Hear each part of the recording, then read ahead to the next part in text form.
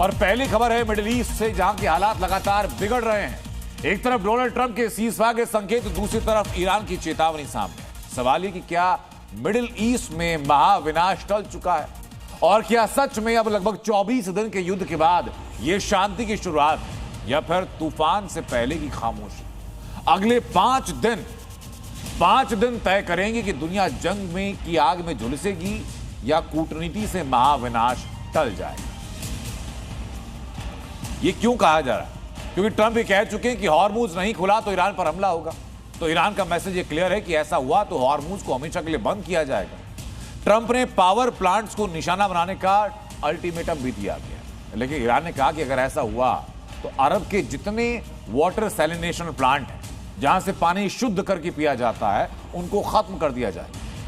Trump Iran का नामो निशान खत्म करने के मिशन पर हैं, तो ईरान भी विजन एकदम साफ लेकर चल रहा है।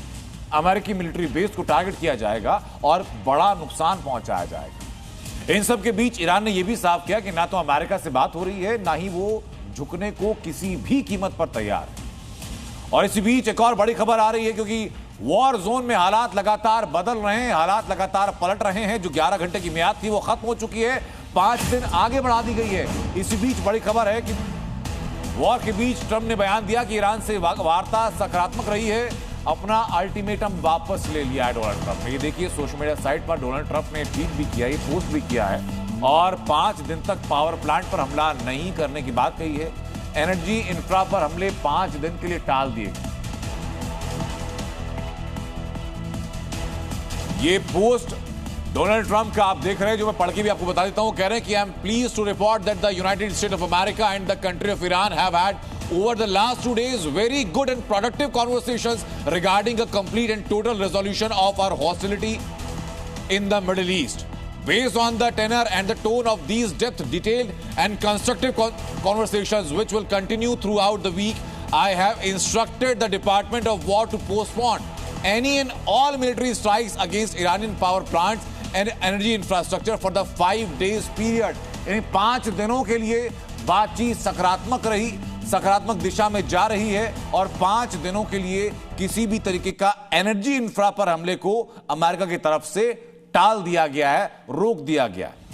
अब मैं बताता हूं कि आखिर ट्रंप के सीधे डायरेक्ट इस मैसेज के मायने क्या हैं। उस मायने को इस रिपोर्ट में आपको दिखाते हैं। मिडिल ईस्ट में टला महाविनाश, 120 घंटे का सीज फायर ट्रंप के मन में। 36 घंटे पहले ट्रंप ने धमकी दी, जिससे दुनिया एक बड़े खतरे की तरफ बढ़ी। मिडिल ईस्ट की तपती जमीन पर जंग उस पड़ाव पर पहुंची जहां महाविनाश का टाइमर सेट हो चुका था।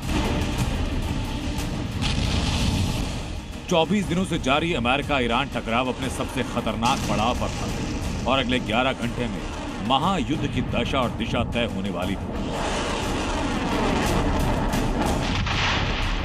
मगर तभी अमेरिकी प्रेसिडेंट ने नया ट्रंप कार्ड चला। डोनाल्ड ट्रंप ने अपने सोशल मीडिया अकाउंट के जरिए दुनिया को संदेश दिया कि 2 दिन से ईरान के साथ बातचीत सार्थक रही, अगले 5 दिन तक पावर प्लांट पर हमला नहीं होगा। ट्रंप का यह मैसेज ऐसे वक्त आया जब महाविनाश का काउंटडाउन शुरू हो चुका था। हॉर्मुज स्ट्रेट ग्लोबल वॉर का ट्रिगर पॉइंट बन चुका था, क्योंकि अमेरिकी राष्ट्रपति ट्रंप ने साफ अल्टीमेटम दिया कि 48 घंटे में हॉर्मुज खोलो, वरना ईरान के पावर प्लांट्स तबाह कर दिए जाएंगे। ट्रंप की इस धमकी के बाद तबाही का सिग्नल इसलिए भी स्ट्रांग, क्योंकि ईरान ने साफ कहा कि अगर पावर प्लांट्स पर हमला हुआ तो हॉर्मुज पूरी तरह से बंद हो जाएगा।